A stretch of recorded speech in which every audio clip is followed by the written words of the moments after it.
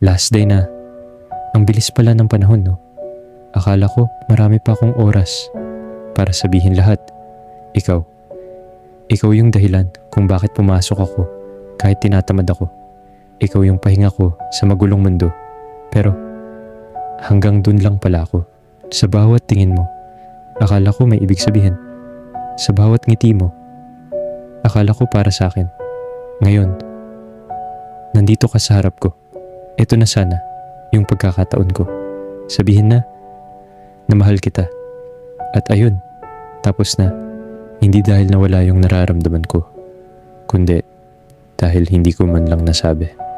Siguro, sa ibang panahon, sa ibang ako, magiging matapang na ako.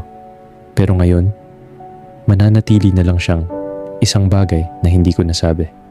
Minsan, hindi rejection ang masakit, kundi yung what if na habang buhay mong dala.